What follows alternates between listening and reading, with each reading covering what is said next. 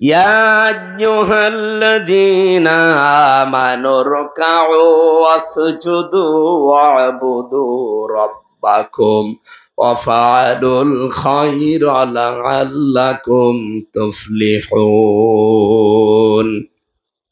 রব্বুল আলামিন বলেন, হে ঈমানদারেরা, তোমরা রুকু করো, সেজদা করো, তোমাদের রবের ইবাদত করো, আর ভালো ভালো কাজে আঞ্জাম দাও। আশা করা যায় তোমরা সফল হবে। এবার আসেন তো আয়াতের ভেতরে আমরা কয়েকটা কথা পেলাম। এক নম্বরে ঈমানদারের কাজ এই দুনিয়ায় হবে তারা যেন রুকু করে। কাকে? আরো জোরে বলেন।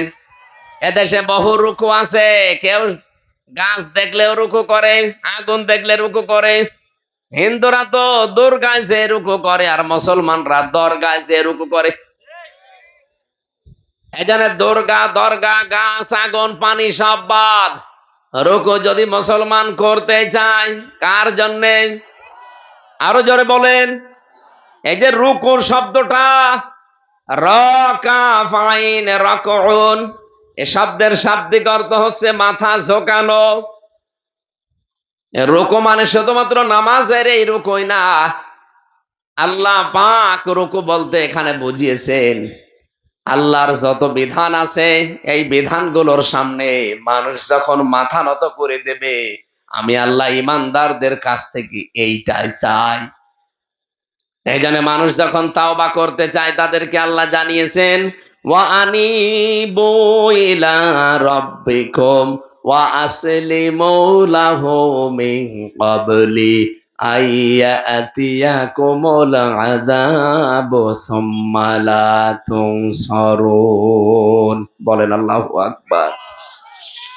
সূরা যুমারের ভেতরে আছে 53 নম্বর আয়াত। রব্বুল আলামিন বলেন, কেউ যদি তাওবা করতে চায়, এক নম্বরে তাকে ফিরে আসা লাগবে তার রবের দিকে। আসলিমু লাহু, আত্মসমর্পণ করা লাগবে। এই দুইটা শর্ত যখন মানবে মানুষ, কখন মানবে এই দুইটা? মিন ক্বাবলি আয়াতিয়াকুমুল আযাব, ওই আযাব আসার পূর্বেই। সুম্মা লা তুনসারুন, যখন আর তাদেরকে সাহায্য করা হবে না। সাতক্ষীরাবাসী বলেন তো, আমাদের সাহায্য করা হবে না কোন দিন? মরণের সময়। মরণের সময় একমাত্র মানুষকে আর সাহায্য করা হবে না। এজন্য মরণ যেহেতু কারো জানা নেই কখন আসবে, যে কোনো সময় চলে আসতে পারে। এজন্য আমাদের তাওবা করা লাগবে, ফিরে আসা লাগবে, রুকু করা লাগবে। যেটাই বলেন, এ সবগুলো একটাই। এ সবগুলোর সময় এখন আল্লাহর বিধান পেলেই মাথা নত করে দেবেন। এটা কি 10 বছর পর না এখন? সবাইকে দিয়ে আল্লাহ এই কাজ করাবে না। এর যে রুকুর যে বিধানটা বলছি, আল্লাহর বিধান পেলে আপনি মাথা নত করে দেবেন, নিজের সে বলতে আর কিছু থাকবে না। এটা সবার জন্য না। আল্লাহু ইয়াজতাবি ইলাইহি মাইয়াশা ওয়া ইয়াহদি ইলাইহি মাইয়ুনিব। সূরা সূরার 13 নম্বর আয়াতে আছে, শেষের দিকে আল্লাহ বলেন, আমি যাকে ইজতেবা করি, আমি যাকে পছন্দ করি, নির্বাচিত করি, মনোনীত করি, এই মানুষটাকে আমি আল্লাহ এই পৃথিবীতে আমার দিন কায়েমের জন্য তাকে বাছাই করে রাখি, তাকে এই কাজ করার জন্য সুযোগ এবং সুবিধা করে দেই। ওয়াহদি ইলাইহি মাইয়ুনিব, তাকে আমি পথ দেখাই যে মানুষটা আমি আল্লাহর দিকে মন থেকে ফিরে আসতে চাই। এই জন্য রুকু বলতে শুধুমাত্র নামাজের এই রুকুই না, আল্লাহর বিধান যেখানে যেটা আমরা পাবো। আমার নিজের বলতে আর কিচ্ছু নেই, কারণ আমি তো ঈমান এনে ফেলেছি। আমানতু বিল্লাহি কামা হুয়া বিআসমাইহি ওয়া সিফাতিহি আকাবিলতু জামিয়া আহকামিহি ওয়া আরকানিহি। এই কথাগুলো যে মানুষটা স্বীকার করে, বলে, বিশ্বাস করে, ওর নিজের বলতে যেহেতু আর কিছু নেই, ওকে আল্লাহ নির্বাচিত করবেন, মনোনীত করবেন, পছন্দ করবেন, সুযোগ সুবিধা করে দেবেন দিন কায়েমের জন্য, তখন যখন দেখবেন এই লোকটা মন থেকে আল্লাহর দিকে ফিরে আসতে চায়। এই দেশে আজ হাজার হাজার মানুষ, 100 জনের মাত্র 15 জন মানুষ চাইতো আগস্টের 5 তারিখের আগে যে দেশে ইসলাম কায়েম হোক। মাত্র 15 জন। কিন্তু এই 10 মাসের ব্যবধানে এখন 100 জনের 77 জন মানুষ চাচ্ছে দেশে ইসলাম কায়েম হোক। হয়তো কেউ বলতে পারছে মুখ দিয়ে, কেউ ভেতরের চাপারে গেছে, কিন্তু জরিপ এইটাই। আন্তর্জাতিক এই যে মাইক্রোসফট খ্রিস্টানরা বানিয়েছে রিপোর্ট, সারা পৃথিবীর 257টা দেশ নিয়ে তারা রিপোর্ট দিয়েছে যে বাংলাদেশে এখন 100 জনের অন্তত 77 জন মানুষ চাচ্ছে যে ইসলামে দেশে আসুক। কোথায় 15 জন ছিল, সেখানে 77 জন চলে এসেছে। এই জন্য অনেক মানুষের দেখেন মাথা খারাপ হয়ে গেছে। এই কথা বলছেন, অনেকের মাথা আজ খারাপ এমনি না। কারণ এগুলো যদি আমরা মুসলমানেরা বানাতাম তারা বিশ্বাস করতো না, বানিয়েছে খ্রিস্টানরা। এই জন্য ওরা চিন্তা করছে না, এই জন্যে ধর্ণা দিচ্ছে অনেকে দাদা বাবুদের কাছে। কোন দাদা বাবু, কোন সাদা চামড়া, লাল চামড়া, কালো চামড়া আমাদের বাঁচাতে পারবে না। আমাদের যদি বাঁচাতেই পারে শুধুমাত্র আল্লাহ। এই জন্য কাবা শরীফ যেহেতু বাংলাদেশ না, কাবার এরিয়াটা শুধুমাত্র শিরিক মুক্ত থাকার কারণে ওটা নিরাপত্তার চাদরে ঢাকা। আমাদের এই 56,000 বর্গ মাইলও আমরা চাই আমরা শিরিক মুক্ত দেশ গঠন করব, তাহলে এই দেশটাও অন্তত নিরাপত্তার চাদরে ঢেকে দেবেন কে? বাংলাদেশ জামাত ইসলামের নিবন্ধন কেড়ে নিয়েছিল, তাদের প্রতীক বাতিল করেছিল, একটাই কারণ ছিল, তারা ওই শিরিকটা মানে নাই। শিরিক কি? ক্ষমতার উৎস আল্লাহ, আর ওরা বলতো না ক্ষমতার উৎস জনগণ। নিজেরা সংবিধান বানিয়ে নিয়ে এই শিরিকটা ঢুকিয়েছিল। বাংলাদেশ জামাত ইসলামী বলেছিল ওইরকম নিবন্ধনের দরকার নেই, যে নিবন্ধন থাকলে জাহান্নামী হওয়া যায় না, দরকার হয় নিবন্ধন না নিয়ে মরে যাব। কিন্তু আল্লাহর জয় আল্লাহ দিয়ে দিয়েছে এই 12 বছর পর। হ্যাঁ, কথা বলেন না কেন? ওই বাংলাদেশে তো 73টা দল আছে, কেউ তো এই শিরিকের বিরুদ্ধে কথা বলে না। আপনারা যে বলেন যে আমাদের আকীদা ঠিক নেই, এই মিথ্যা কথা চাপিয়ে দেওয়ার জন্য আপনি কিয়ামতে আসামি হবেন। আকীদা ঠিক নেই আপনাকে কে বলেছে? বাংলাদেশ জামাত ইসলামের আকীদাই বাংলাদেশে একমাত্র আকীদা, যে জমিন যার আইন চলবে তার। এর বাইরে যদি কারো আকীদা থাকে, এই আকীদা পোষণ করতো বলেই তো তারা এই নিবন্ধন বাতিল করে দিয়েছিল। তারা বলেছিল ক্ষমতার উৎস জনগণ নয়, ক্ষমতার উৎস কে?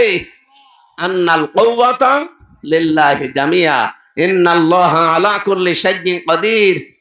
আর আপনি আর রাজনীতি করার জায়গা পান না, শুধু এসে এখানে বাঁশ দেন না, নিজের পেছনে বাঁশ না দিয়ে অন্যের পেছনে বাঁশ দিতে যান। আমরা চাই এদের শিরিক মুক্ত করে আল্লাহর নিরাপত্তার চাদর দিয়ে কাবা শরীফের মতো এই 56,000 বর্গ মাইল আমরা পরিবেষ্টিত করে রাখতে চাই। এখন যত শত্রুতা হচ্ছে আমাদের পার্বত্য চট্টগ্রাম নিয়ে, ওটা যদি নিয়ে নিতে পারে আস্তে আস্তে ফেনী, এরপরে কুমিল্লা, এরপরে ঢাকা, চলে আসবে আপনাদের সাতক্ষীরা, সব হাতছাড়া হয়ে যাবে। কি হচ্ছে কিছু টের পাচ্ছেন না। এই শয়তানরা পালিয়ে গেছে, ঠিক আছে, ও পালিয়ে কি বসে আছে? ওদের মেধা তো সব ঠিক আছে, কারণ শয়তানি কাজ এখন আরম্ভ করিস। এ দেশে থাকতে একেবারে ওপেন করতো, এখন চলছে গোপনে গোপনে। এই যে মৎস্য মন্ত্রী ছিল একজন, এই আপনাদের এই 2 জেলা পরে বাড়ি মনে হয়, এরপরে বাগেরহাট জেলা না, এরপরে সাতক্ষীরার পরে খুলনা, বাগেরহাটের পরে পিরোজপুর। এই পিরোজপুরের একজন ছিল, ওর নাম সম রেজাউল করিম। কি মন্ত্রী ছিল জানো? মৎস্য মন্ত্রী। কালকে একটা ভিডিও ছেড়েছে যে আমি 4 ঘন্টা কচুরি পানার নিচে পালিয়েছিলাম, এরপরে বর্ডার পার হয়েছি খুব গোপনে। আপনি 4 ঘন্টা কচুরি পানার নিচে পালিয়েছিলেন কেন? কি করেছেন যে আপনার পালানো লাগবে?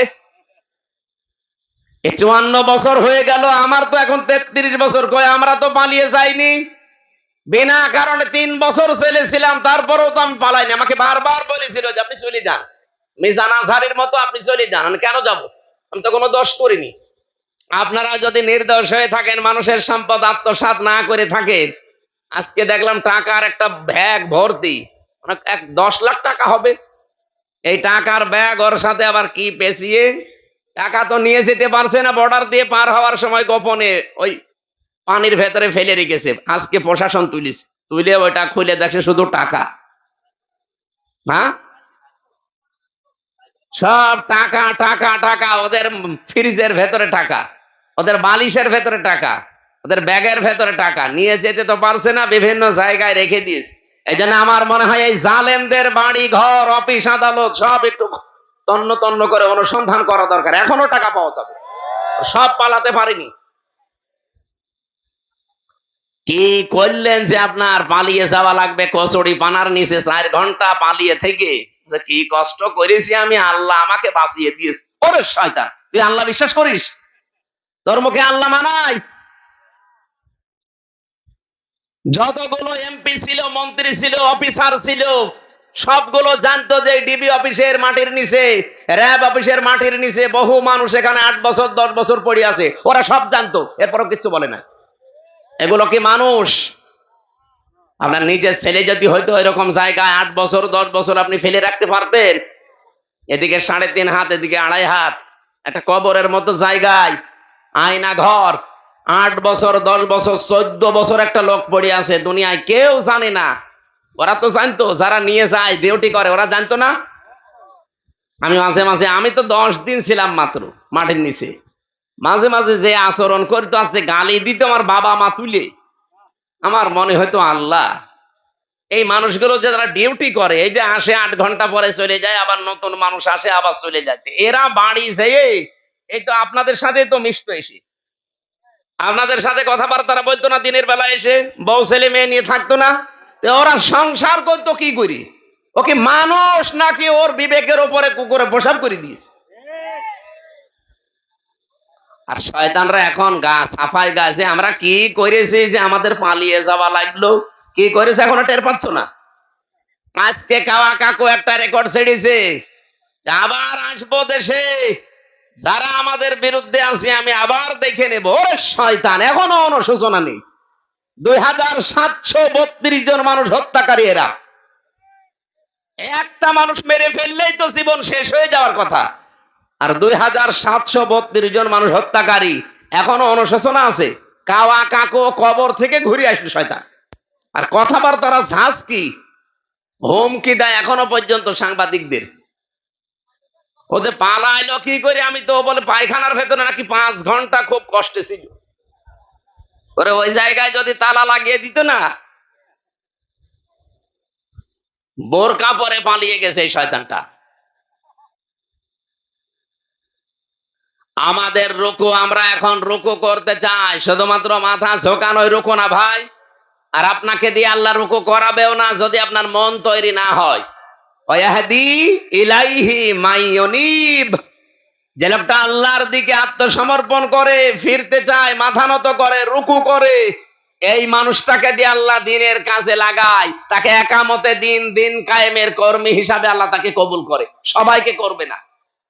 সুতরাং যাদেরকে আল্লাহ করছে, অনেকে কিন্তু এখন আস্তে আস্তে ফিরে আসতেছে, আল্লাহ যেন আমাদের সবাইকে কবুল করেন, বলেন আমিন।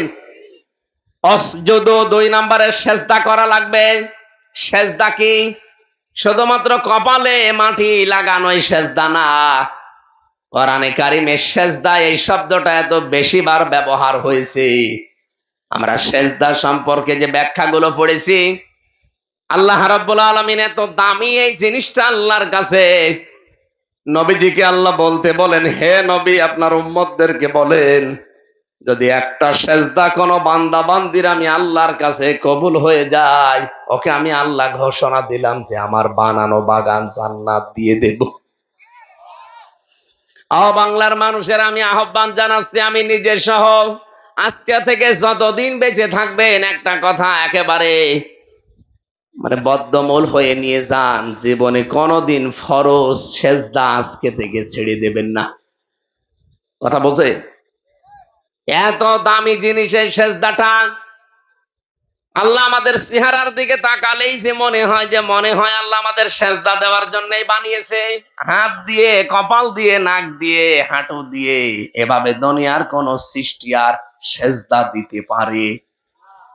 কত মানুষ এখানেও আছে শুধু ঈদের নামাজে সেজদা দেয়, তাছাড়া ওর জীবনে আর কোন সেজদা নেই। শুধু জমার নামাজে সেজদা দেয়, আর কোন সেজদা নেই। ও বাংলার মানুষ, পৃথিবীতে যার জীবনে যত বেশি সেজদা থাকবে, আর ওই সেজদাটা যদি সেজদার মতো হয়, কিয়ামতের দিন সে আল্লাহর নিকটবর্তী তত বেশি থাকবে। কোরআনে কারীম জানিয়েছে ওয়াসজুদ ওয়াকতারিব।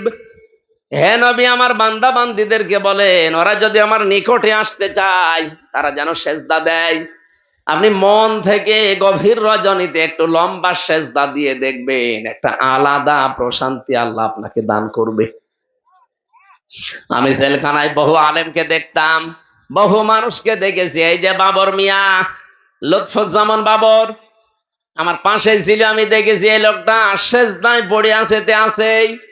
মাওলানা মামুনুল হক আমার পাশে 3 বছর এক ঘরে ছিলাম আমরা। আমি বহুদিন দেখেছি রাত 2টা 2:30টায় তাহাজ্জুদ পড়তে উঠে উনি সেজদায় পড়ে আছে। 1-2 মিনিট 5 মিনিট না, আধা ঘন্টা 1.5 ঘন্টা চলে যাচ্ছে। কারণ হয়তো পড়তো অনেক বেশি। এক এক রাকাতে প্রায় হাফ পারা, 1 পারা, 1.5 পারা করে পড়তো। 2 রাকাত 4 রাকাত নামাজে এই প্রায় হাফ রাত শেষ। সেজদায় যদি মজা না পাবেন, আমি ডাক্তার শফিকুর রহমান হাফিজাহুল্লাহ আমির জামাতকে দেখেছি। 4 দিন ছিলাম আমি। আল্লাহরে বান্দা সেজদায় পড়ে আছে রাত 12টার পরে তো আছে। 5 মিনিট 10 মিনিট না, ঘন্টা। কি বলে উনি জানে আর আল্লাহ জানে। আমি কয়েকদিন একটু হালকা দিয়ে দেখেছিলাম যে সেজদা মানুষ তো এতক্ষণ পড়ে থাকে। দেখি হ্যাঁ, আধা ঘন্টা 45 মিনিটের সেজদায় আমার ভেতরে আল্লাহ মজা শান্তি দিয়ে দিয়েছে। আপনারা সেজদা ছাড়বেন না যদি আনন্দ শান্তি। এই পৃথিবীতে সবচাইতে মানুষ আনন্দের জায়গা মনে করে বাসর রাত, স্বামী স্ত্রীর ব্যবহার। যত রকমের শান্তি আছে, সবচাইতে বেশি শান্তি পাওয়া যাবে আল্লাহকে সেজদা দিয়ে। এটা আমাদের মন পরিষ্কার না, এই জন্য আমরা পাই না। হযরতে আলী রাদিয়াল্লাহু তাআলা আনহু বলেন, আমার তীর লেগেছিল পায়ের ভেতরে। আমি যখন এমনিতেই চলাফেরা করি, মানুষ খোলার চেষ্টা করে পারে নাই। নামাজে দাঁড়িয়েছি, সেজদায় গেছি, কখন যে তীর খুলে নিয়েছি আমি টেরও পাইনি। যে নামাজ তাদের 100 ভাগের 1 ভাগ মন নিয়েও যদি আমরা পড়তে পারতাম। আর নামাজের ভেতরে আপনি বাংলায় দোয়া করবেন, সাথে ফরজ নামাজ আর ওয়াজিব নামাজ বাদ দিয়ে বাকি যত সুন্নত নফল নামাজ আছে, এই নামাজগুলোতে আপনি বাংলায় দোয়া করবেন সেজদায় যে, যে আল্লাহ আমার এই জিনিসের অভাব, আমি এই আতঙ্কে আছি, আমি এই ঝামেলায় পড়েছি, আমার এই অসুখ ভালো হয় না। যত রকমের কথা আছে, আরবিতে তো বলতে পারবেন না, বাংলায় বলবেন। কথা বোঝা যাচ্ছে? সব চাইতে গুরুত্বপূর্ণ সময় হচ্ছে সেজদা। সাহাবী প্রশ্ন করলেন, হে নবী, মানুষ কখন আল্লাহর কাছাকাছি চলে যায়? বিশ্ব নবী বলেন, বান্দা যখন সেজদায় যায় তখন আল্লাহ আর বান্দার ভেতরে কোনো পর্দা থাকে না। অসাতক্ষীরাবাসী আমি সহ আজকে থেকে নিয়ত করছি, জীবনে যতদিন বেঁচে আছি অন্য যাই হোক ফরজ সেজদা ছেড়ে দেবেন। বলেন বলেন। আল্লাহর নবী মুসা কালিমুল্লাহকে একবার আল্লাহ ঘোষণা দিলেন যে একজন কামার বাজারে যে লোহা পিটিয়ে সোজা করে, দা খন্তা কোড়াল বানায়, ওই লোকটা জান্নাতি, তাকে ঘোষণা দাও। মুসা নবী বলে, আল্লাহ, একজন কামার কি এমন কাজ করে যে সে জান্নাতি? তিনি বাজারে গেলেন, বাজারে সারা দিন লক্ষ্য করে দেখলেন লোকটা কি করে। নামাজের সময় হয়ে গেছে, আমাদের যেমন আজান দিলে নামাজ পড়তে যায়, ওই জামানায় হয়তো নামাজের একটা সিস্টেম ছিল। কেউ ধোয়া উড়ালেই মনে করতো যে নামাজের এলাকায় সময় হয়ে গেছে, অথবা কেউ কাঠি দিয়ে বাড়ি দিলে মনে করতো নামাজের সময় হয়ে গেছে, কেউ ঘন্টা বাজালে মনে করতো নামাজের সময় হয়ে গেছে। হযরতে মুসা লক্ষ্য করে দেখলেন লোকটা লোহা পিটাচ্ছে মুগুর দিয়ে, এভাবে মুগুর মারে আর লোহা পিটায়। হঠাৎ করে মুগুরটা মাথার উপরে, নামাজের সময় হয়ে গেছে। মুগুরটা লোহার উপরে পিটিয়ে তারপরে তিনি নামাজে দাঁড়াতে পারতেন। মাথার উপর থেকে পেছনে ফেলে দিলেন, নামাজে দাঁড়িয়ে গেলেন। মুসা নবী ডাক দিয়ে বলে, রব্বুল আলামিন, এই লোকটা তো লোহার উপরে মুগুরটা পিটিয়ে নামাজে দাঁড়াতে পারতো। নামাজের সময় হবার সঙ্গে সঙ্গে তোমার বিধানটা যে লোকটা এত বেশি গুরুত্ব দিতে পারে, যে পেছন দিয়ে ফেলে দিয়ে তোমাকে সেজদার জন্য দাঁড়িয়ে গেছে, আমার মনে হয় তুমি তাকে জান্নাতে না দিয়ে পারো না। জিন্দা অবস্থায় সেজদার কারণে তিনি জান্নাতের সুসংবাদ পেয়েছিলেন। তার তো নামাজ জীবনে ছিল মাত্র 1 ওয়াক্ত, সারাদিন 24 ঘন্টায় মাত্র 1 ওয়াক্ত নামাজ মুসানবীর, আর আমরা পেয়েছি 5 ওয়াক্ত। 50 ওয়াক্ত পেয়েছিলাম, কমাতে কমাতে আল্লাহ 50-এর 5 ভাগ 5 অংশ দিয়েছেন, 0 কেটে দিয়েছেন। এই 5 ওয়াক্ত যদি আমরা সেজদাটা ঠিক মতো দিতে পারি, আল্লাহর কসম আমরা আল্লাহর নিকটবর্তী চলে যাব ইনশাআল্লাহ। এই জন্য সেজদা জীবনে ছাড়া যাবে না, আল্লাহর আদেশ অরকাউ ওয়াসজুদু, তোমরা রুকু করো, সেজদা করো, ওয়াবুদু রাব্বাকুম, তোমাদের রবের ইবাদত করো। রবের ইবাদত আমি যত পেয়েছি পুরা কোরআন শরীফের ভেতরে প্রায় 500 ইবাদত পেয়েছি। এর ভেতরে অন্যতম একটা ইবাদত আর 4 দিন পরে যেটা আরম্ভ হবে 5 দিন পরে, তার নাম কি? কোরবানি। নাম কি? এই কোরবানিটা আল্লাহর একটা, রবের একটা বিধান। এই ইবাদতটা আমাদের জীবনে অনেকের আসতেছে। নবীজি বলেন, মান কানা লাহু সাআতুন ওয়া লাম ইউদহা, কোন মানুষের যদি সামর্থ্য থাকে কোরবানি করার, কিন্তু সে কোরবানি দেয় না, আমার নবীর আদেশ হচ্ছে সে যেন ঈদগায় না আসে। এখানে যারা বহু মানুষ আছেন মনে করেন না কোরবানি দিলে তো অনেক ক্ষতি হয়ে যাচ্ছে, কে বলেছে আপনাকে? এই পৃথিবীতে নেকি কামাই করার একটা জায়গা, একটা মৌসুম এটা এসেছে। সারা বছরও যদি আপনি পশু জবাই করেন, পশমে পশমে নেকি পাবেন, কোনো হাদিস নেই। কিন্তু এই 3 দিনে 10, 11, 12 জিলহজ, এই 3 দিনে যদি কেউ কোরবানির পশু জবাই করে, প্রতিটি পশমে পশমে একটা একটা করে নেকি আল্লাহ দান করবেন। কোরবানি আর যাকাতের মাসলা হচ্ছে, যাকাত ফরজ হয় 1 বছর মালটা আপনার কাছে থাকা লাগবে। বাংলাদেশে এখন 75,000 টাকার উপরে।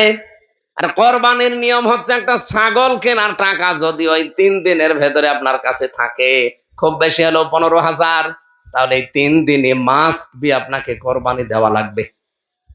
কোরবানির মাংস ভাগ করা নিয়ে এলাকায় ঝামেলা আছে কিনা আমি জানি না। ফাকুলু মিনহা ওয়া আতিউল বাইসাল ফাকির, এটা সূরা হজের 28 নম্বর আয়াতে আছে। ফাকুলু মিনহা ওয়া আতিউল কানিআ ওয়াল মু'তার, এই 2টা আয়াত কোরআনে মাংস ভাগের ব্যাপারে আছে।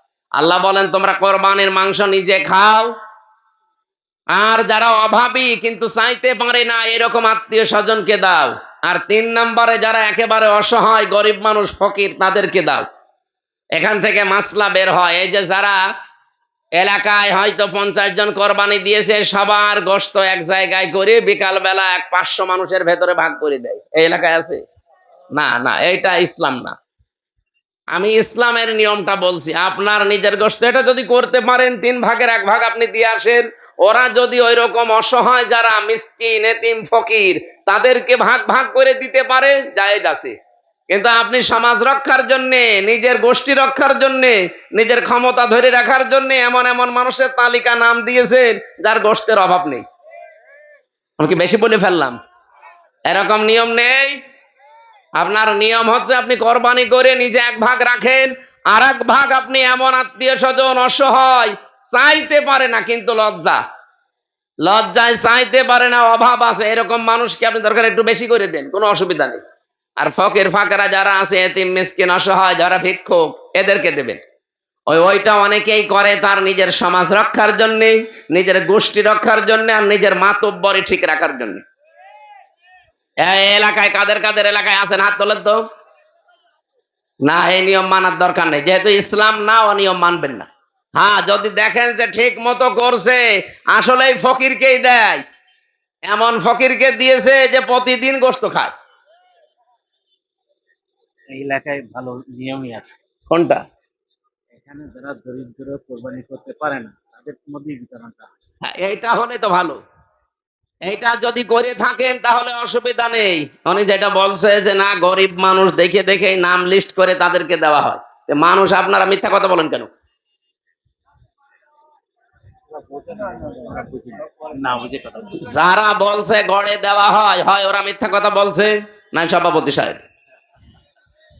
আমি এনার কথায় বিশ্বাস করছি, যদি এই নিয়মে করে থাকেন আলহামদুলিল্লাহ, অসুবিধা নেই। কিন্তু এই যে সমাজ রক্ষার জন্য, নিজের গোষ্ঠী রক্ষার জন্য, মাতব্বরি ঠিক রাখার জন্য ভজালে নাম দিয়ে দিলেন 200 জনের, ও 200 জন তো পাওয়ার হকদার না। আশা করছি আপনি মাসলা বুঝেছেন। কোরবানি যেহেতু 1 বছর পর পর, এটা আমাদের কাছে আসে একটা মহান শিক্ষা নিয়ে, যেটা আমাদের জাতির পিতা ইব্রাহিম নবী আমাদেরকে দিয়েছিলেন। কি সেটা? আল্লাহর বিধান যখন যে অবস্থায় আসবে, কেন কেন এই প্রশ্ন নেই। আল্লাহ পাক বলেন ফালাম্মা আসলামা ওয়া তাল্লাহু লিল জাবিন। এই যে আসলামা দিয়ে বচন দিলেন, যখন এরা দুইজনে রাজি হয়ে গেছে, এগ্রি হয়ে গেছে, প্রস্তুতি নিয়েছে, তাকে জবাই করবে, কাজ করে ফেলেছে, আল্লাহ তখন তাকে ডাক দিয়েছিলেন। কোরবানের নিয়মটা ইব্রাহিম নবীকে আল্লাহ যদি বলতেন যে ছেলে জবাই করে ফেলা হয়েছে, তো আল্লাহ তাকে স্বপ্ন দেখালেন কেন? তাফসিরে ফি জিলালিল কোরআনে মুফাসসির লিখেছেন, আল্লাহ তাকে স্বপ্ন দেখিয়েছিলেন এই কারণে, সন্তান জবাই করা লাগবে, এটা আল্লাহর উদ্দেশ্য না। আল্লাহর উদ্দেশ্য ছিল এরা আমাকে মানে কিনা। যেহেতু আল্লাহ দেখে ফেলেছেন যে হ্যাঁ দুইজনে আসলিম করেছে, দুইজনে রাজি হয়ে গেছে, আমার আল্লাহ তখন ডাক দিলেন, ওয়ানাদাইনাহু আইয়া ইব্রাহিম কদ সাদ্দাকতার রুয়া ইন্না কাযালিকা নাজজিল মুহসিনিন। হ্যাঁ ইব্রাহিম, তুমি যা করলে অবশ্যই তোমার স্বপ্নকে সত্যের রূপ দিয়েছো, আমি পেয়ে গেছি। আজ বাংলাদেশে 1628 জন মানুষ দায়িত্বে এখনো আছে। আপনারা চাইছিলেন আগে সব ভুলে যান। এখন এই কোরবানি 5 দিন পরে শিক্ষা নেওয়া লাগবে। এই দেশের 1628 জন মানুষ যেন ইব্রাহিমের ভূমিকায় অবতীর্ণ হয়। এক কথা বলেন না কেন? আর 18 কোটি জনগণ আমরা ইসমাইলের ভূমিকায় আসতে চাই। সামনে যখন যেটা আল্লাহর বিধান চলে আসবে, দায়িত্বশীলরা ইব্রাহিমের ভূমিকা পালন করবে। আমরা যারা জনগণ আছি, আমরা এবার ইসমাইলের ভূমিকায় যেতে চাই। আল্লাহর কসম, এই 5 দিন পরে, এই জুন মাসের 7 তারিখেই দেখবেন বাংলাদেশে এই কোরবানির শিক্ষার কারণে ইসলাম কায়েম হয়ে গেছে। আর এইটাই কোরবানির শিক্ষা।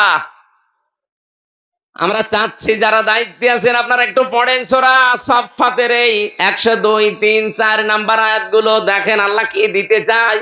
শুধু বছরে বছরে আসবে 2 লাখ 5 লাখ টাকার গরু জবাই করে দেবেন, আল্লাহর এটা উদ্দেশ্য না। লা ইয়ানালাল্লাহা লুহুমুহা ওয়ালা দিমাউহা ওয়ালাকিন ইয়ানালুহুত তাকওয়া মিনকুম।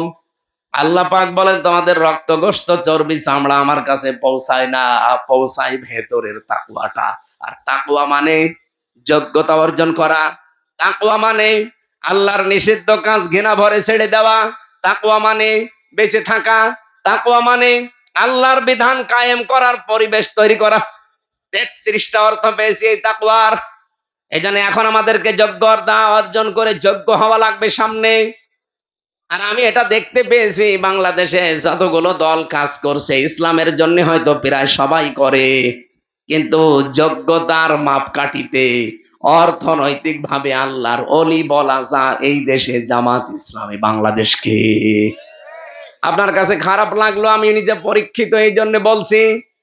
5টা টাকা এদিক ওদিকে করে না।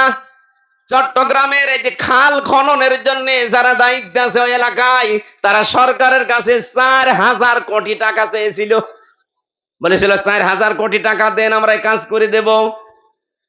400 কোটি 400 কোটি টাকা চেয়েছিল, যে টাকা দেন, 400 কোটি দিলে এই খাল আমরা আবার পরিষ্কার করে দেব। জলাবদ্ধতা হয়ে থাকতো চট্টগ্রাম। বাংলাদেশ জামাত ইসলামের ওই এলাকার সিংহপুরুষ আলহাজ শাহজাহান চৌধুরী, সাবেক এমপি, আল্লাহরে বান্দা বলেছে 400 কোটি টাকা দেওয়া লাগবে না, 1 টাকাও লাগবে না, 1 কোটি টাকা আমার জামাত ইসলাম থেকে নিজেরা দিয়ে আমরা এই খাল পরিষ্কার করে দেব। ঠিক করে দিয়েছে। করে এই যে কালকে থেকে প্রশংসায় তামাম দুনিয়া প্রশংসায় ভাসতেছে, যারা 400 কোটি টাকা তো নেয়নি, 1 টাকা না নিয়ে নিজেদের টাকায় 10 টাকা 50 টাকা তুলে তুলে পুরা চট্টগ্রাম থেকে খালি জামাত ইসলামের লোকজন মিলে এই খালটা নিজেরা পরিষ্কার করে দিয়েছে। এদের হাতে দেশ গেলে কেমন নিরাপদ থাকবে এ দেশের মানুষ এখন বুঝে ফেলেছে। মাওলানা মতিয়ার রহমান নিজামী মন্ত্রী ছিল 2টা মন্ত্রণালয়ে, মন্ত্রীর দায়িত্ব পালন করে 36 টাকা ফেরত দিয়েছে। এ পৃথিবীর ইতিহাসে এই প্রথম। আপনাদের এই আসনের যিনি এমপি ছিল আশাশুনির, মাওলানা রিয়াসাত আলী, রিয়াসাত আলী না, একজন এমপি ছিল মনে হয়, আমি মুরব্বীর নাম শুনেছিলাম, আমরা তো ওই সময় জন্মাইনি। আল্লাহরে বান্দার বাড়ি ঘর নেই, মাটির বাড়ি। ওনার এক নাতি দুঃসম্পর্কের আমার সাথে বিশ্ববিদ্যালয়ে ছিল, আমি শুনেছিলাম। তো এইরকম এমপি আসুক, এইরকম উপজেলা চেয়ারম্যান, মেয়র, এইরকম চেয়ারম্যান ইউনিয়নের মেম্বার আমরা চাই না। এগুলো যদি না আসে, এতে সামনে কোরআন শরীফ সংসদে নিয়ে যাবে কি করে? আল্লাহ যে আয়াতের ভেতরে ওয়াফালুল খয়রা দিলেন, আল্লাহর ইবাদত করার পরে ভালো কাজ করো। ভালো কাজ কি? শুধু নামাজ পড়া রোজা করা ভালো কাজ না। এ পৃথিবীতে যত ভালো কাজ আছে, সবচাইতে ভালো কাজ আল্লাহর জমিনে আল্লাহর দিন কায়েম করা। লাআল্লাকুম তুফলিহুন, আশা করা যায় তোমরা সফল হবে। সফলতার মাপকাঠি ইন্ডিয়ার হাতে না, সফলতার মাপকাঠি চায়নার হাতে না, সফলতার মাপকাঠি কার হাতে? এই আয়াতটা একটু বুঝে অনুধাবন করে আপনারা বাড়িতে সূরা হজের ৭৭ নম্বর আয়াত ভালো করে আরো পড়বেন। আল্লাহ আমাদেরকে মেনে চলার তৌফিক দিন, বলেন আমিন। আরো জোরে বলেন আমিন।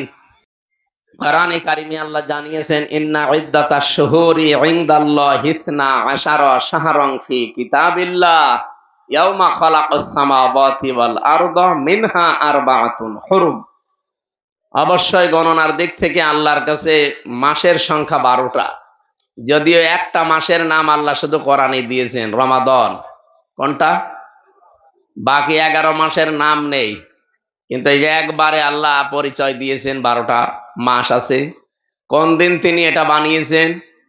যেদিন আসমান আর জমিন তৈরি করেন, ওই দিন তার কিতাবের ভেতরে তিনি এটা লিপিবদ্ধ করে রেখেছিলেন।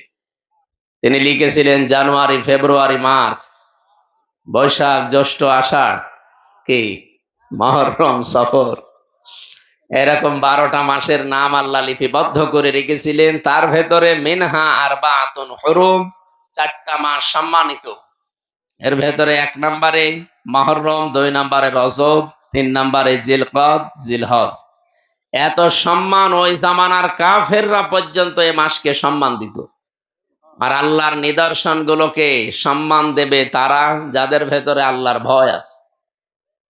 আল্লাহ রাব্বুল আলামিন বলেন, যালিকা ওয়া মান ইউআযযিম শাআইরাল্লাহি ফাইন্নাহা মিন তাকওয়াল কুলুব। এটা একটা বিধান। এই যে মাসের নামগুলো বললাম, এই মাসগুলো আল্লাহর নিদর্শন। এগুলো আল্লাহর নিদর্শনকে সম্মান ভেতর থেকে আসবে তাদের, যাদের অন্তরে তাকওয়া আছে, আল্লাহর ভয় আছে। সুতরাং এই মাসকে সম্মান তো আমাদের আরো বেশি দেওয়া দরকার। আমাদের তো ভয় আছে, যাদের ছিল না তারাও এই মাসের সম্মান দিত। ওই জামানার কাফেররা বাকি মাসগুলো মারামারি, গন্ডগোল, যুদ্ধ বিগ্রহ তারা লেগেই রাখতো, কিন্তু এই মাস আসলে বলতো ঠিক আছে, আপনার সাথে আমার মামলা হামলা কেস কাম চলছে, এই মাস চলে যাক, আবার আরম্ভ হবে। কাফেররা এই মাসের সম্মান দিয়েছে। বলেন আমরা কি এভাবেও সম্মান এখন দিতে পারি? বলেন, এ মাস আসার পরে কি এখন মিথ্যা মামলা বন্ধ হয়ে গেছে? মিথ্যা কেস কাম বন্ধ হয়ে গেছে? এমনকি মিথ্যা সাক্ষী দেওয়া বন্ধ হয়ে গেছে? মানুষের জমি জোর জবরদস্তি করে দখল করা বন্ধ হয়ে গেছে? চাঁদাবাজি? তাহলে আপনি তো কাফেরদের চাইতেও নিকৃষ্ট।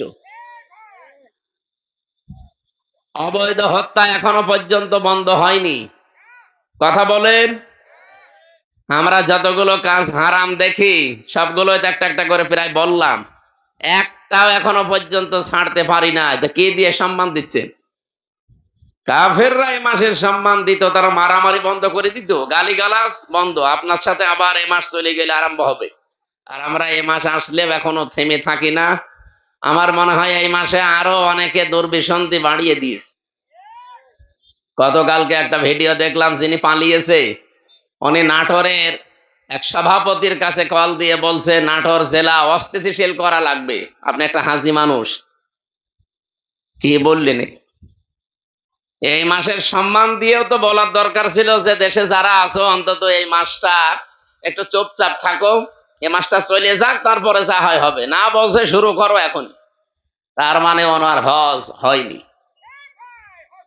আহ, আল্লাহর এই বলি বুঝে ফেলিস। হজ হয়েছে কি করে? আপনি হজের মাসেরই সম্মান দিতে পারেন না, হজ হয় কি করে? এখানে আমরা অন্তত যারা তাকওয়া নিয়ে চলি, আল্লাহর ভয় আমাদের ভেতরে আছে, এই মাসের সম্মান দেওয়া যাবে না? বলেন বলেন, কিভাবে সম্মান দেবেন? ভালো ভালো কাজ যেগুলো আছে এগুলো আরো বেশি বাড়িয়ে দেওয়া লাগবে। তাআওয়ানু আলাল বিররি ওয়াত তাকওয়া ওয়ালা তাআওয়ানু আলাল ইসমি ওয়াল উদওয়ান। অন্যায় কাজ যেগুলো আছে এগুলোকে বন্ধ করা লাগবে, এই পথগুলো রুদ্ধ করে দেওয়া লাগবে। এটা এই মাসের সম্মান। এই মাসের সম্মানের ভেতরে গুরুত্বপূর্ণ কাজ আছে। ও ঠিক আছে, যেহেতু একটা সম্মানিত মাসের ভেতরে আমরা আসি, খুশি হয়ে বলছি আলহামদুলিল্লাহ। বলেন বলেন, আপনাদের এলাকায় কি এই প্রশংসা সমস্যা, নাকি জয় বাংলা শুরু করব? সেই দিন কোন মাহফিলে জানো? হ্যাঁ ঠিক আছে, অন্তত যারা পেছনে আছেন এবার সামনে আসেন, এসে বসে। এটা ভিডিও হচ্ছে, সারা দুনিয়া যাচ্ছে, মানুষ সামনে 2 জন থাকলেও অসুবিধা নেই, ওরা 5 লাখ করে নেবে। এই জন্য সামনে বসে, আপনার চেহারাটা তামাম দুনিয়া চলে যাবে ইনশাআল্লাহ। এই জায়গাটা যেন ফাঁকা না থাকে, এখানে বসেন, 2-1 জন বসেন, তাড়াতাড়ি করেন তাড়াতাড়ি করেন। দরুদ আর সালাম পাঠ করছি আমাদের নবী মুহাম্মদুর রাসূলুল্লাহ সাল্লাল্লাহু আলাইহি ওয়াসাল্লামের প্রতি। বিশ্ব নবী জানিয়েছেন, কোরআনে কারীম আল্লাহর কাছে এত বেশি দামি পবিত্র, আমার কথা যেমন আমার কাছে দামি মনে হয়, মর্যাদাপূর্ণ মনে হয়, অনেক কিছু মনে হয় যে আমার কথা এটা, আল্লাহর কথা কোরআন এটা আল্লাহর কাছে ঠিক ওই রকমই মনে হয়। বিশ্ব নবীকে আল্লাহ জানিয়েছেন পৃথিবীতে যত নফল ইবাদত আছে সব চাইতে উত্তম এবং আমি আল্লাহর কাছে পছন্দনীয় ইবাদত হচ্ছে কোরআনে কারীমের তেলাওয়াত।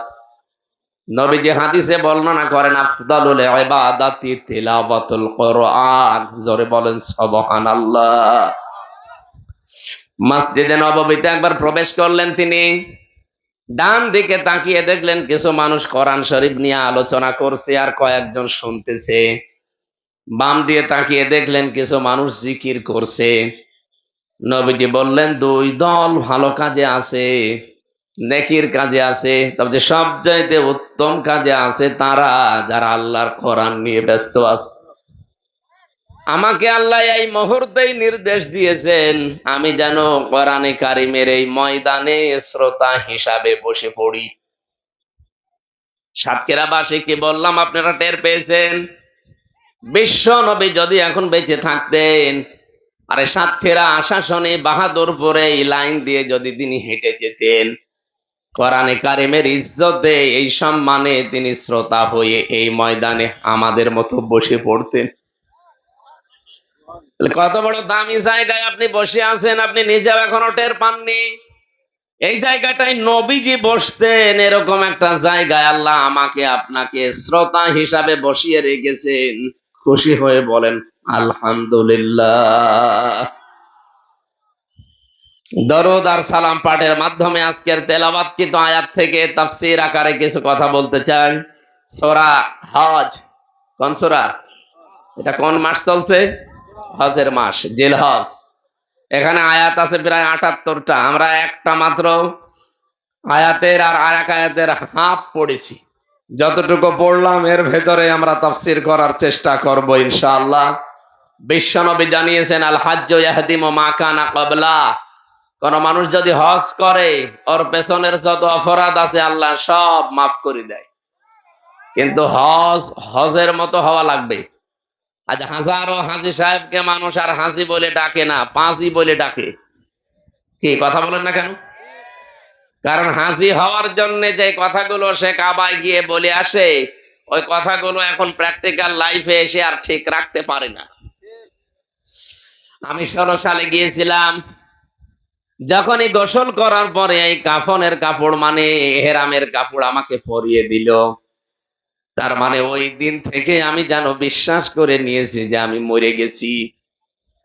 মানুষ তো মারা যাওয়ার পর তাকে কাফনের কাপড় পরানো হয়, কবরে দেওয়া হয়, অথচ আমি নিজেই জীবিত থাকতে আমাকে নিজে নিজে গোসল করালাম।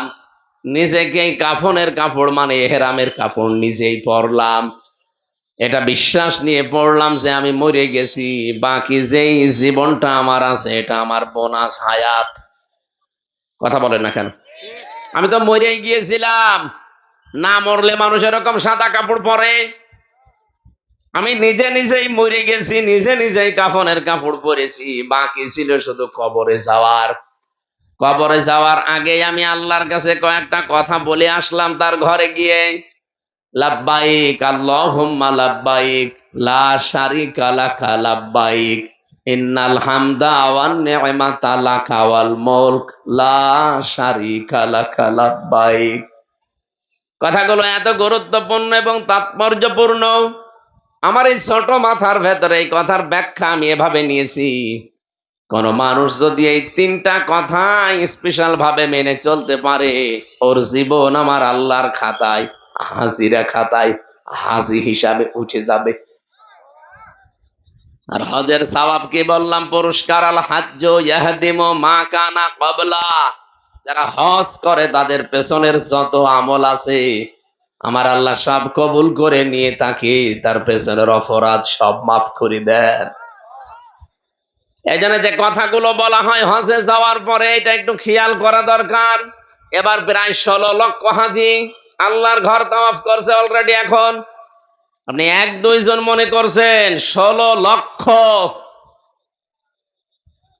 আপনার সাতক্ষীরা পুরা জেলা মিলে যত মানুষ আছে, এতগুলো মানুষ আজকে আল্লাহর ঘর কাবায় আছে। আমি হিসাব করে দেখেছি, বাস্তবতা।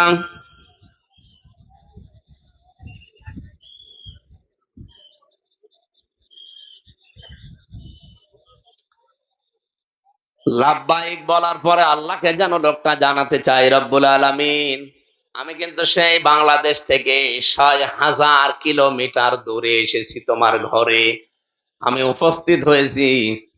কারণ এই ডাকটা আমি শুনেছিলাম হযরত ইব্রাহিম নবী ডাক দিয়েছিলেন, ওয়াদ্দিন ফিন্নাসি বিল হাজ্জি ইয়াতুকা রিজালাও ওয়া আলা কুল্লি দামিরি মিয়াতিনা মিন কুল্লি ফাজ্জিন আমিক। হযরত ইব্রাহিমকে আল্লাহ আদেশ দিয়েছিলেন, আপনি আযান দেন, ঘোষণা দেন, মানুষকে আহ্বান করেন। হজ সংক্রান্ত আপনি শুধু আজান দিয়ে ঘোষণা দিয়ে জানিয়ে দেন, তামাম পৃথিবীতে যে আওয়াজ পৌঁছিয়ে যাবে, কারণ এটা পৌঁছানোর দায়িত্ব আমি আল্লাহর। আপনি হয়তো এখানে মুখে আজান দিলে হয়তো খুব বেশি হলো 200-300 হাত দূরে যাবে, নাই কে বেশি হলো হাফ কিলোমিটার গেল। আপনার এই আওয়াজকে তামাম পৃথিবীতে পৌঁছিয়ে দেওয়ার দায়িত্ব আমি আল্লাহ নিয়েছি, আপনি শুধু আজানটা দেন। মানুষ দেখবেন আপনার এই ঘোষণা শোনার পরে বিভিন্ন যানবাহনে চড়ে, উঠে চড়ে, কত কিছুতে চড়ে তারা এখানে চলে আসবে আল্লাহর ঘর তাওয়াফ করার জন্য। আমাদের জাতির পিতা হযরত ইব্রাহিম কতদিন আগে ঘোষণা দিয়েছিলেন, তামাম দুনিয়া থেকে মানুষ এই ঘোষণা শুনে আর চলে যায়। এখন যারা গেছে তারা যাওয়ার পরে বলছে, লাব্বাইক আল্লাহ, আমি চলে এসেছি, আমি হাজির। এই নামটা আমির হামজা তোমার কুদরতের খাতায় একটু লিখে নাও। আল্লাহ তাআলা বলেন, দাঁড়া, এখান থেকে কয়েকটা কথা আমাকে শোনা। ইন্নাল হামদা বলা হয় যে আমি আজকে থেকে যত প্রশংসা করব দুনিয়ায় আর কারো প্রশংসা আমার মুখ দিয়ে, আমার অঙ্গ প্রত্যঙ্গ দিয়ে, আমার কোনো কিছু দিয়ে পৃথিবীর কারো প্রশংসা আর হবে না। এখন থেকে যদি প্রশংসা করি শুধু তোমার করব। এই জন্য হামদের আগে আলিফ লাম দিয়ে আপনি নির্দিষ্ট করে দিলেন। প্রশংসাটা শুধুমাত্র কার হবে বলেন তো? আরো জোরে বলেন। এটা গ্যারান্টি দিয়েছেন আপনি ইন্না দিয়ে। হামদালিল্লাহ বললেও তো হয়ে যেত। হামদের আগে আলিফ লাম দিয়ে, এর আগে ইন্না দিয়ে আপনি কত বড় গ্যারান্টি দিয়েছেন, আপনি টের পেয়েছেন। আরবি বোঝেন না, এই জন্য টের পাননি। এত বড় গুরুত্ব দিয়ে বললেন, আল্লাহ আজকে থেকে পৃথিবীতে আর কারো প্রশংসা করব না, যদি প্রশংসা আমি করতেই পারি কার? অন্নেমাতালাকা, যত নিয়ামত তুমি আমাকে দিয়েছো, এই যে আমি কথা বলতে পারি, এটা তোমার নিয়ামত। আমাকে যে প্রভাব প্রতিপত্তি এলাকায় দিয়েছো এটা তোমার নিয়ামত। আমাকে যে জ্ঞান দিয়েছো এই জ্ঞান নিয়ামত কার? আমি যে ক্ষমতা পাবো এই ক্ষমতা নিয়ামত কার? আমাকে যা দিয়েছো সব তোমার নিয়ামত, এমনকি আমার ছেলে মেয়েও তোমার দেওয়া নিয়ামত। আমার সবগুলো আমি আজকে থেকে তোমার জন্য শুধু ব্যয় করব, অন্য কারো জন্য না। ও বাংলার মুসলমানেরা কান খাড়া করে শোনেন, রেকর্ড হচ্ছে। তামাম দুনিয়ার হাসিদেরকে বলছি, দ্বিতীয় এই কথাটা আপনি আল্লাহর ঘর তাওয়াফ করার সময় দিয়ে এসেছিলেন। এটা যদি আজ বাংলাদেশে এসে রাখতে পারতেন, এই দেশে আমার মনে হয় আল্লাহর প্রশংসা বাদ দিয়ে অন্য কারো প্রশংসা হতো না। আর আমার যত নিয়ামত আছে সব আল্লাহ বাদে অন্যের জন্য ব্যয় হতো না। আপনি রাজনীতি করবেন আল্লাহর জন্য করা লাগবে, কারণ এটাও নিয়ামত। আপনার যে এলাকায় প্রভাব প্রতিপত্তি আছে এটা ব্যয় করা লাগবে আল্লাহর জন্য, এটা নিয়ামত। আপনি বলে এসেছেন কাবা শরীফে। 3 নম্বরে স্পেশাল ভাবে আর একটা কথা বলা হয়, আল মুলক।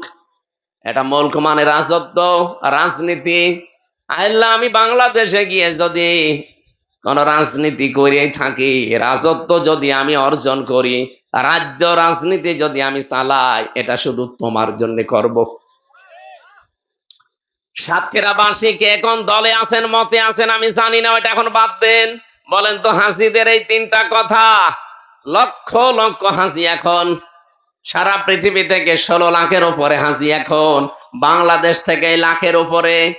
বলেন তো এই মানুষগুলো এসে যদি এই কথাটা ঠিক রাখতে পারতো, এই দেশের আর কারো লাগতো না, শুধু হাসিরাই যথেষ্ট ইসলাম কায়েমের জন্য। যখন আপনারা চলে আসবে হাজিরা হজ শেষ করে, বিদায় তাওয়াফ করে যখন আপনি আসবেন, সর্বশেষ একটা কথা আল্লাহকে বলা লাগে। কি সেটা? লা শারিকা লাকা লাব্বাইক। হে আল্লাহ, আমি চলে যাচ্ছি, আমার নামটা তুমি হাজিরা খাতায় লিখে রেখো, তার মানে জান্নাতের খাতায় লিখে দিও। আমি চলে গেলাম, আমি কিন্তু মুশরিক না। লা শারিকা লাকা। আমি তোমার সাথে কি জীবনে আর কাউকে শরীক করব না। তোমার শক্তির সাথে, তোমার আইনের সাথে, তোমার নিয়ামতের সাথে অন্য কাউকে আমি আর শরীক করব না। আমি এটা তোমাকে লিখে দিয়ে গেলাম। আমি বিদায় তাওয়াফ করে চলে যাচ্ছি আজ। এই যে আসবে আরাফাতের পরেই তো হজ শেষ হয়ে যাবে, মানুষজন আসতে থাকবে। সারা বিশ্বের যেখানে যে যাবে, শুধু হাজিরাই যথেষ্ট, যারা পৃথিবীতে আল্লাহর দিন কায়েমের জন্য, আর কারো লাগবে না। শিরিকের ব্যাপারে কথা আপনি 2বার বলেছেন এই তালবিয়ার ভেতরে। লাব্বাইক আল্লাহুম্মা লাব্বাইক বলার পরেই বলা লাগে লা শারিকা লাকা লাব্বাইক, আর ওই শেষের দিকে বলা হয় লা শারিকা লাকা লাব্বাইক। এই কথাটা 2বার বললেন কেন? কাবা শরীফে প্রবেশ করেছিলেন যে জায়গাটা আল্লাহ এত বেশি নিরাপত্তা দিয়েছেন, ওই জায়গাকে কোরআনে কারিমে সূরা আলে ইমরানের 97-98 নাম্বার পড়বেন আয়াত, 4 নাম্বার পারার 1ম নাম্বার পৃষ্ঠার 6 নাম্বার লাইনে আছে, ওমান দাখালাহু কানা আমিনা। আল্লাহ পাক বলেন, আমার এই ঘরের ভেতরে কেউ যদি প্রবেশ করে তাকে আমি নিরাপত্তা দিয়ে দেই। এখানে হাসি আছে যারা একটু জিজ্ঞাসা করেন, কাবার এরিয়ার ভেতরে গেলে আপনি নিরাপত্তা, আপনি নিরাপদ। এমনকি আপনার বাবার হত্যাকারীকেও যদি আপনি দেখেন না, কিছুই বলতে পারবেন না। হ্যাঁ, কাবার বাইরে আমি দেখেছি, সেখানে মারামারি হয়, গন্ডগোল হয়, গালিগালাজ আছে, ছিনতাই আছে, সেখানেও মানুষকে কম বেশি করছে অনেক কিছু। কাবার এরিয়ার ভেতরে কোনো সমস্যা আমি পাইনি। একটাই মাত্র কারণে যে আমি না আল্লাহ দিলেন, এটা নিরাপত্তার জায়গা। কারণ কাবার এরিয়ার ভেতরে নিরাপত্তা পাওয়ার একটাই কাজ, সেখানে শিরিক নেই। কি কথা বলেন না কেন? সেখানে শিরিক নেই, এই জন্য জায়গাটা আমার আল্লাহ নিরাপত্তার চাদরে ঢেকে রেখেছেন। কাবার এরিয়া যতটুকু আপনি কোন রকমের ঝামেলা আমি তো অন্তত পাইনি।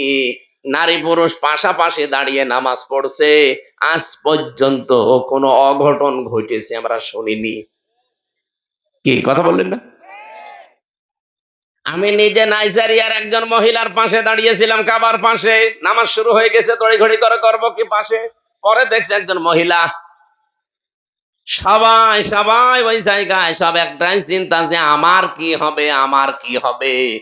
যেন মানুষ গায়ে লাথি লাগলেও কিছু বলতে চায় না, মনে হয় যে পোষা বিড়াল মনে হয় যে লাথি দিয়েছে। অথচ কাবার বাইরে এসে আপনি একটা লাথি না ওর দিকে চোখ গরম করে তাকান তো। এখান থেকে আমি যেটা নিয়েছি আমি নিজে যেহেতু পেয়েছি, পুরা এরিয়াটাই কোনো শিরিক আপনি পাবেন না। এজন্য আল্লাহ পুরা এরিয়াটাই নিরাপত্তা দিয়েছেন। বাংলাদেশ তো আর কাবা শরীফ না। কাবা শরীফ বলেন, এই 56,000 বর্গ মাইলের এই বাংলাদেশকে যখন নিরাপত্তা দিয়ে যদি এখন ঢেকে রাখতে চান, বাংলার মানুষ কি করেন আমি জানি না, এই মুহূর্তে সিদ্ধান্ত নেওয়া লাগবে যে জীবনে আমরা কোনোদিন আর শিরিক করব না। তলে তলে কি হচ্ছে আপনি খোঁজ রাখেন কিছু? আজ 3 দিনের ভেতরে পার্বত্য চট্টগ্রামের যে জেলাগুলো আছে, বিশেষ করে রাঙ্গামাটি, বান্দরবন, খাগড়াছড়ি, এই 3টা জেলাকে তারা অলরেডি বিভিন্ন কায়দা কৌশলে আয়ত্ত করে ইসরায়েলের মতো একটা রাষ্ট্র ঘোষণা দেওয়ার সিদ্ধান্তে আছে। ও এলাকার স্বঘোষিত রাজা যে ছিল, এই যে সন্তুলার মা, আজ প্রায় 3 মাসের উপরে আছে। বাইরের দেশে শুধু যায় আসে যায় আসে, মন্ত্রীর মর্যাদা নিয়ে চলতো লোকটা। দাদা বাবুদের কাছে এখন আছে, বিভিন্ন দেশের সাথে যোগাযোগ করে, বিশেষ করে আন্তর্জাতিক মহলে চেষ্টা চালাচ্ছে কি করে এই পার্বত্য অঞ্চলের 3টা জেলাকে আলাদাভাবে রাষ্ট্র ঘোষণা করা যায়, আর সেটা হবে খ্রিস্টান রাষ্ট্র। বিশ্বের বহু জায়গায় এই ষড়যন্ত্র চালিয়ে ওরা অলরেডি আলাদা আলাদা রাষ্ট্র করে ফেলেছে, আমরা দেখেছি। এইটাকে এখন চেষ্টা চালাচ্ছে কি করে এটা করা যায়। রেকর্ড হচ্ছে, হুঁশিয়ারি করে বলছি, বাংলাদেশের 18 কোটি মানুষের একজনও যদি বেঁচে থাকে, 56,000 বর্গ মাইলের একটা বর্গ মাইলও কাউকে দখল করতে দেওয়া হবে না। এটা আমার মায়ের দেশ। হব্বুল ওয়াতানি মিনাল ঈমান, যদি এটা হাদিস না আরবি প্রবাদ। হব্বুল ওয়াতানি মিনাল ঈমান, দেশপ্রেম এটা ঈমানের অঙ্গ। বিশ্বনবী যেদিন নিজের এলাকা ছেড়ে চলে যাচ্ছিলেন, কাবা শরীফের দিকে তিনি বারবার তাকিয়ে বলেছিলেন, কাবা, বহু ইচ্ছা আকাঙ্ক্ষা ছিল তোর খেদমত করব, কিন্তু তোর নিষ্ঠুর সন্তানরা আমারে থাকতে দিল না। আমি তোকে ভালোবাসি, আমি আশা করছি আবার আমি ফিরে আসব।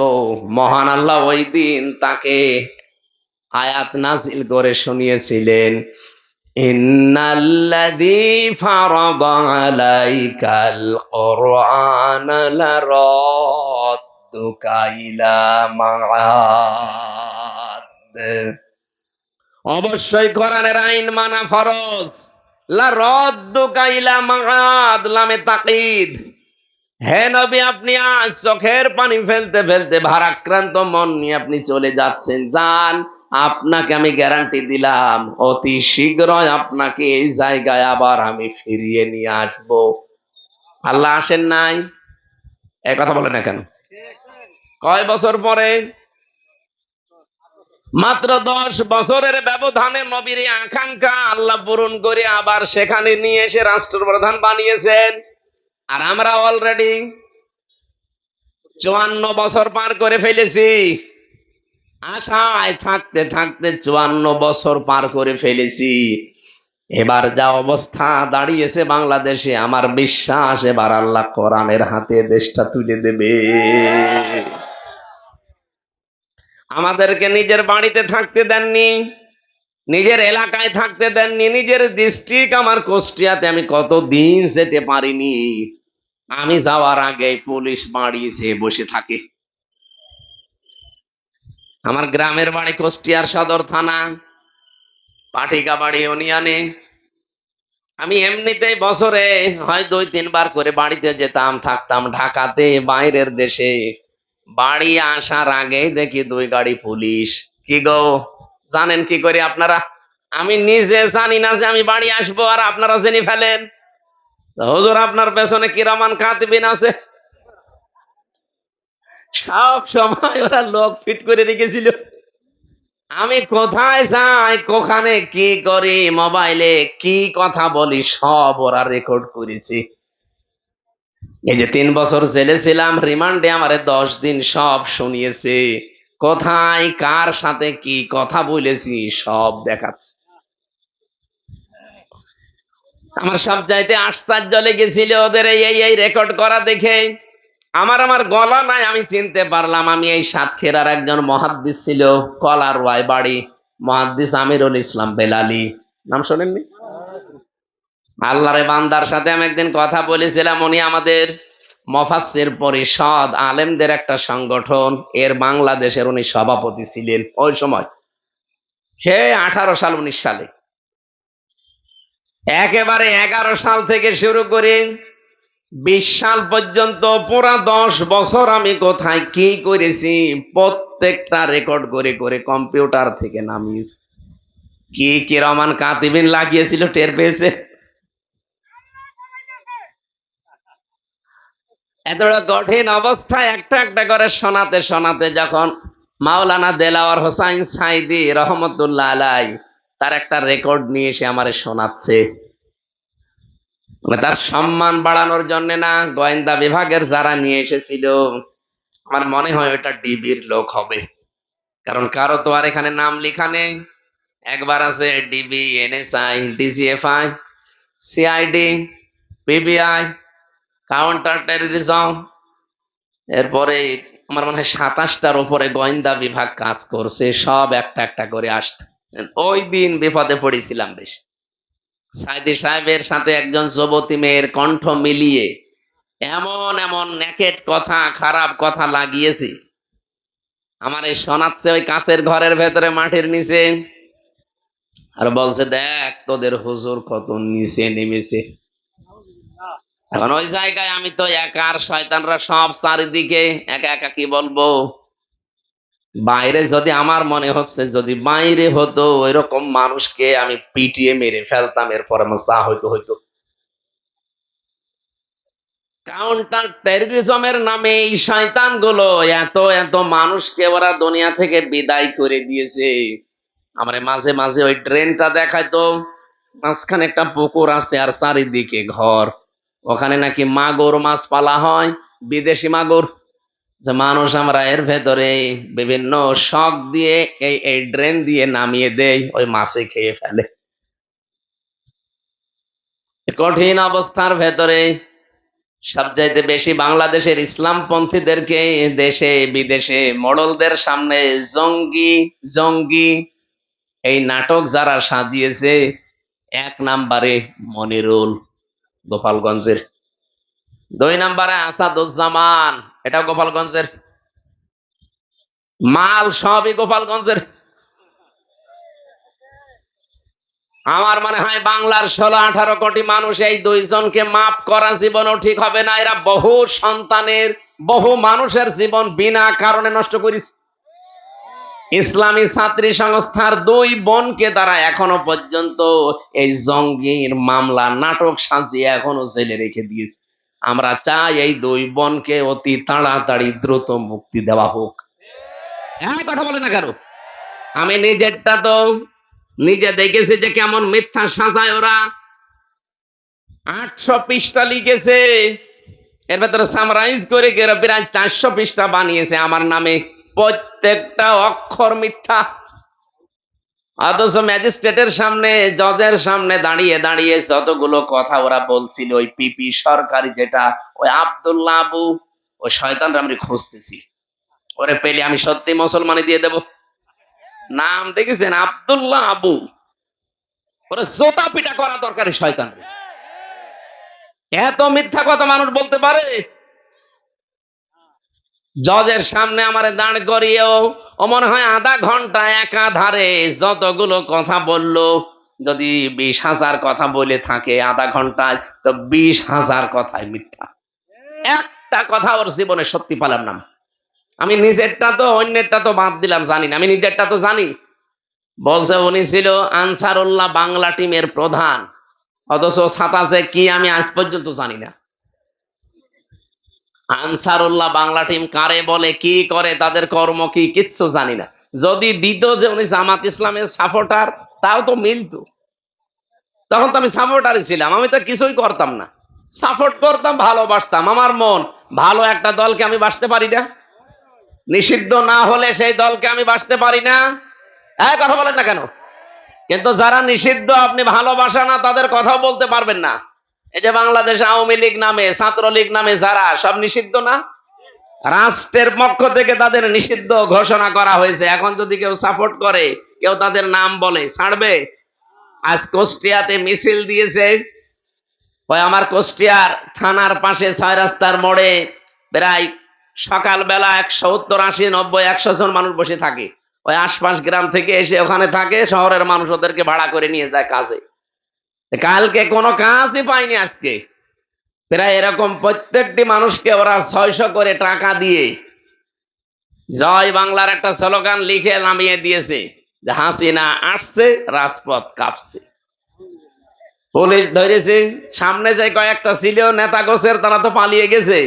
ওই শ্রমিক গুলো ধরা পড়িস, বলছে আমরা কি করবো, কাজ পাচ্ছিলাম না। ওরা এসে বললো যে 600 করে টাকা দেবো, শুধু মিছিল করবে। করলাম, টাকাগুলো তো হালাল করা লাগবে।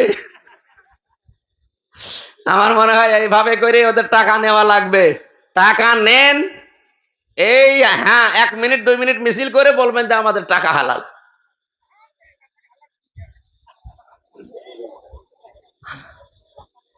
নিষিদ্ধ ঘোষিত কোন দলের সাপোর্টার, তাকে আমি ভালোবাসি, আমি তার নাম করি, এরকম তো করি নাই। আমি সাপোর্ট করতাম বাংলাদেশ জামাত ইসলামীকে, তাদের কাজকর্ম দেখে। আর আপনি আমার ট্যাগ দিলেন যে আমি আনসারুল্লাহ বাংলা টিমের প্রধান। শয়তানও বিশ্বাস করে না। ম্যাজিস্ট্রেট এবং জজ পর্যন্ত হেসে ফেলেছে এই কথা যখন ওই লোকটা বলছিল। না, একটা কথা হইল, এই হুজুরের ওয়াজ আমি শুনি না, সারা দেশ চলে, আমি নিজেও তার ওয়াজ শুনে রাত্রে ঘুমাতে যাই। আর আপনি কি বলেন? আচ্ছা না স্যার। তখন তো ওদের ভরা যৌবন। যেই ম্যাজিস্ট্রেট ওরা 10 দিন রিমান্ড চেয়েছিল, দিতে চায়নি, তার পরের দিন ওই ম্যাজিস্ট্রেটকে বদলি করে দিয়েছে। আইন আদালত বিচার কিছু ছিল নাকি? কি মনে হচ্ছে আপনার? কিচ্ছু ছিল না, সব ওদের বানানো পুতুল। পুতুলের মতো কাজ করতে পারলে তারে চেয়ারে বসিয়ে রাখতো। আর যদি বলতো না আমি অন্যায় কাজে নেই, ওরে বদলি না, ওর জীবনই শেষ করে দিত। ওই জামানায় একজন বিচারপতি বলেছিল না যে দেশটা আপনারা জাহান্নাম বানিয়ে ফেলেছেন? এমনি এমনি বলেছে একজন বিচারপতি কথা। মানে বিবেকের বিরুদ্ধে কাজ করা লাগতো প্রত্যেকটা। এটিএম আজহারুল ইসলামকে আজকে খালাস দিয়েছে এমনি না, আপনি দেখেছেন তার যতগুলো মামলার সাক্ষী, কেউ 6 কিলোমিটার দূর থেকে নাকি দেখেছে, কেউ 3 কিলোমিটার। আপনি বলতে পারেন যে 6 কিলোমিটার দূরে কি হচ্ছে এখান থেকে দেখা যায়? চোখে কি মানে সেই ইসরাফিলের মতো কিছু লাগানো ছিল? কি বানোয়াট জিনিস দিয়ে তারা এই মানুষগুলোকে দুনিয়া থেকে বিদায় করে দিল।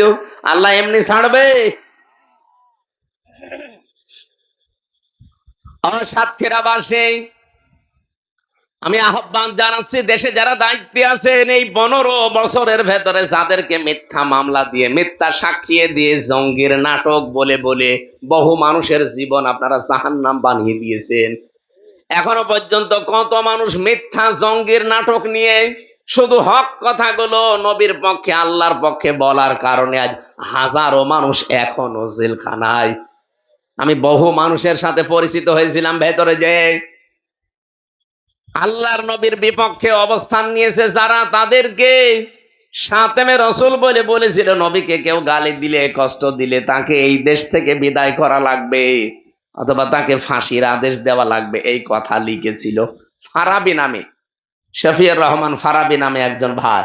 সে এখনো পর্যন্ত জেল খাটতেছে। এরকম বহু মানুষকে শুধু মিথ্যা মামলা দিয়ে, মিথ্যা সাক্ষী দিয়ে, আমার বিরুদ্ধে 4 জন সাক্ষী ওরা টাকা দিয়ে জোগাড় করেছিল। আগস্টের 5 তারিখের পরে পরিবর্তন না আসলে আমার মনে হয় এখনো পর্যন্ত শ্বশুর বাড়ি থাকা লাগতো। যে 4 জন সাক্ষী দিতে গেছে তাদেরকে আমি জীবনে দেখিনি, তাদের চিনি না। বাড়ি কোথায়? বলছে কুষ্টিয়ায়, চড়হাসে, দোকানদার সব। আমি বললাম ভাই আপনারা আমাদেরকে চেনেন? বলছেন না। আপনি কি? একজন বলল আমার নাম কুমার নাদা কি যেন, তার মানে হিন্দু মানুষ। ওই মিষ্টির দোকানে মিষ্টির দোকান দিয়েছে, ওরে বলেছে তোরে এত টাকা দেব, শুধু যে আমির হামজার বিরুদ্ধে এই কথাগুলো বলবি। ও ঠিক যে ও কিছুই তো জানে না, আমার বাবার নাম জানে? ওর মুখস্থ করতে দিয়েছিল, ও ছাতা গেছে ভুলিয়ে। ও যাবার পরে বলছে আপনি কার বিরুদ্ধে? বলছে আমির হামজা। আমির হামজার বাবার নাম কি? আমার তো মনে নেই। মনে নেই মানে কিসের সাক্ষী আপনি? ওই সময় তো কিছু বলতে পারলাম না, কারণ আমার পেছনে হাত বাঁধা, এতিমের মতো দাঁড়িয়ে আছে। আমার পক্ষে তো কেউ নেই, শুধু একটা উকিল ছাড়া, আর সব তো ওদের। মামলার আয়ু থেকে শুরু করে একেবারে ওই জজ পর্যন্ত সব ওদের। ওখান থেকে চলে আসলাম, এই যে যখন খারিজ হয়ে গেল মামলাটা এই আগস্টের 5 তারিখের পরে, ওখানে গিয়েছিলাম, যে ওই দোকানে দেখি লোকটা বসে আছে। আমি বললাম ভাই আপনি যে আমার নাম বললে, জীবনের আগে আপনার সাথে আমার দেখা হয়েছে কোনোদিন? বলছে, না হুজুর। না হুজুর আপনি কিভাবে কি করলেন? তা আমার রাতের বেলায় এসে টাকা দিয়েছে। বলছে, কয় টাকা হয় ব্যবসা করে, এই যে টাকা দিলাম, শুধু হুজুরের নাম যে বলবি। তা আমি কি করব, আমি তো আপনার ধর্মের মানুষ না, আমি একটা হিন্দু মানুষ, আমি তার হালাল হারাম ওসব বুঝি না। টাকা দিয়েছে বাবা শাহজালাল, সব হালাল। এই ছিল দেশের বিচার। আর এখনো পর্যন্ত অনেকে সাফাই গায় যে ন্যায় বিচার চলছিল দেশে। আপনার সাথে তো কিছু হয়নি, আপনি টের পাননি। আপনার বাবারে যদি ব্যারিস্টার আরমানের মতো 8 বছর গুম করে রাখতো আয়না ঘরে, আপনি টের পেতেন যে কি হয়েছে। কি কথা বলেন না কেন?